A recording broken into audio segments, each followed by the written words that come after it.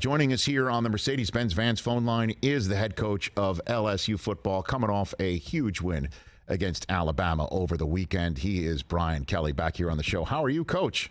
Good, Rich. How you been? Well, I'm great, man. I'm the new offensive coordinator of the Indianapolis Colts, so I got to get going. You know, your dream job is the offensive coordinator for Michigan. We know that. That's true. That's true. I don't want to mess with success, though. Yeah, true enough. So, walk me through your feelings after that game. I saw you. You had tears in your eyes talking to ESPN, and I can only imagine what was going through your mind. Can you put it into words for me, Coach Kelly? Well, I mean, look, you make a big move. You move your family. We've been in the Midwest or the East Coast our whole life. To move down to the South, I mean, it was a big move in our career and my wife and family to come down here and to, obviously, move the program along to the level that we did in a short period of time, and to, beat the, obviously the standard bearer of success in college football, Alabama. You can't help but be a little bit emotional. I'd be lying if I told you I wasn't. But it's early in our process in terms of what we're trying to do here. But I was so proud of my team and how they competed, play in and play out. I think all of that was part of the night, and the crowd's amazing. Sometimes hype doesn't come up and realize itself when you have all of this talk about the stadium and Tiger Stadium and Death Valley, but it lived up to it. The environment was amazing. So I think all of that probably led to that moment. And so when it came time in overtime to go for two, what went through your lid on that one, Coach? I just don't think there was much to think about. I think that we had played the game exactly the way I had asked the team to play it. Look, if they had kicked the field goal, we would have kicked the field goal. I mean, it just lined up perfectly for that to be the call. And certainly I was prepared to live with the consequences if we didn't. But I trusted my team and the way they were playing, and felt that at that time that this was our opportunity to go win it. What's your heart like in your chest after you make a call like that and you're watching your kids go and execute the play? What is that like? I think you're much more in control when you're convinced that regardless of the situation, you've made the right call given the circumstances. And I was ready to deal with the criticism that would have come with it, because I think we've made so much progress and in such a very short period of time that I wasn't really concerned with, if we did make it. So I think in those circumstances, it really wasn't, something that where you feel like, oh my God, my heart's ready to jump out of my chest. I was just hoping they executed well, and they did. And the kid who grabs the 2-point conversion was the one who grabbed the touchdown in the back of the end zone. True freshman. Unbelievable. Mason Taylor. What have you seen in that kid? We all know his upbringing and things of that nature. Right. Well, he comes on campus unheralded out of St. Thomas Aquinas High School, which is a great high school. But he's 220 pounds. He puts on over 20 pounds since he gets here.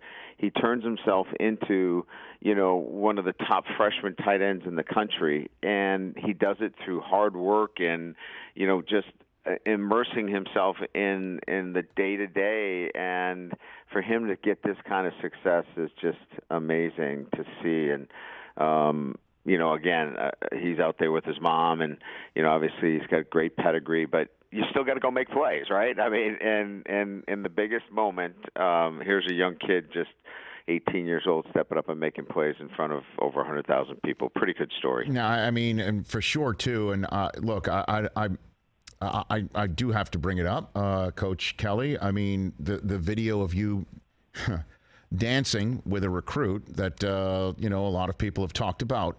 That's a kid, Danny Lewis Jr., who eventually chose Alabama. and Right. he's a tight end. Yep. And the kid who caught the pass that we just mentioned and the 2-point conversion, a tight end.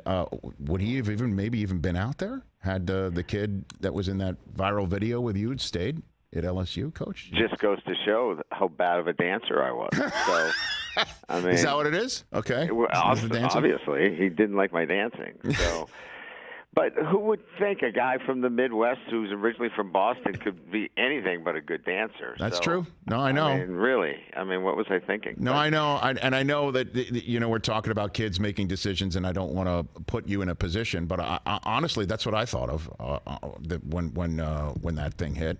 Well, it's the same thing when I see you run the 40. Attaboy. Okay, I walked into it. I led with my chin.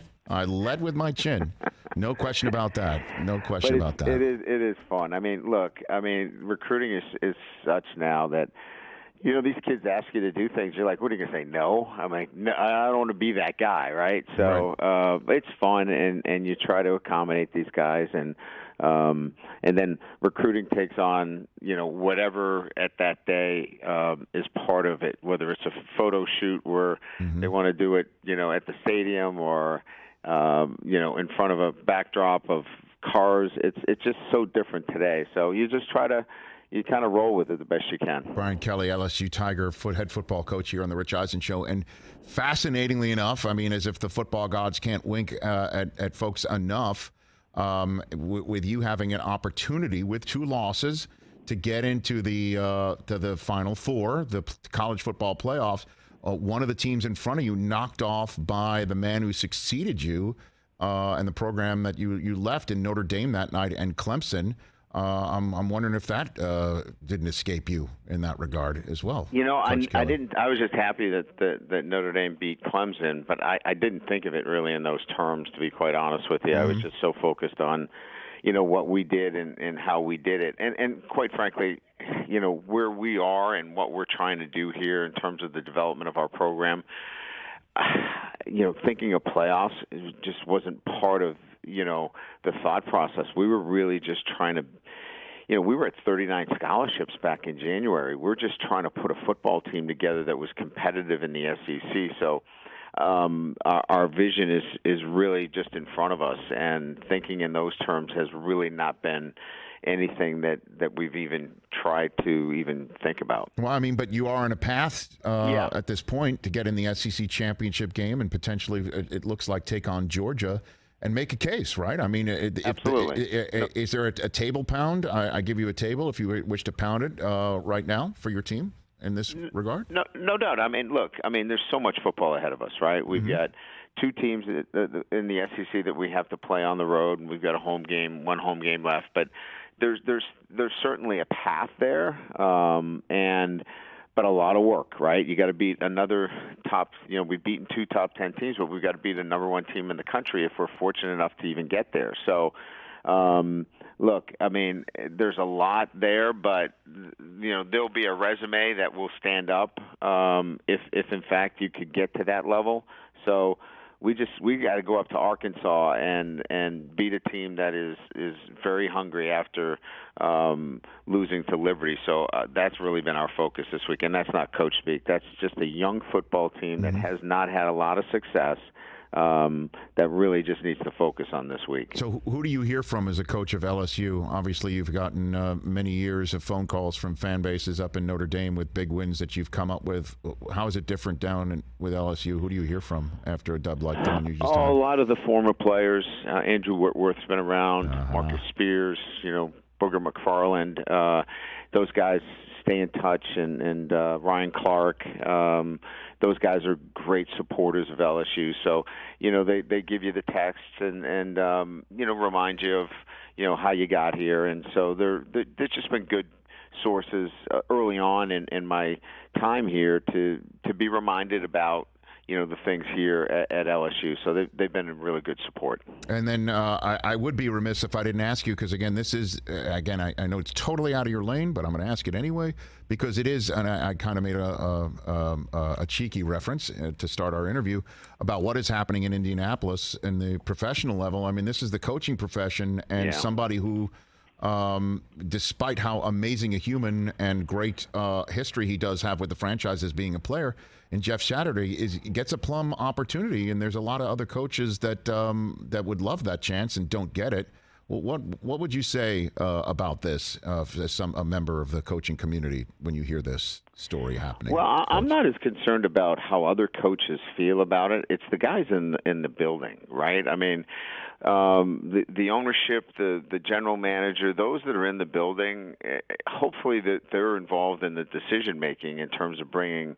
I think Jeff is, I don't know him, but he seems like a terrific guy. He is. But this isn't about terrific guys. This is about, hiring the best qualified person in a professional franchise. So, again, I hope the best, but this is about the guys in that building, the coaches, the support staff, and the players, and giving them the best chance to succeed. And so if those that are in the building that make the decision feel like he's the best person for that job, God bless him.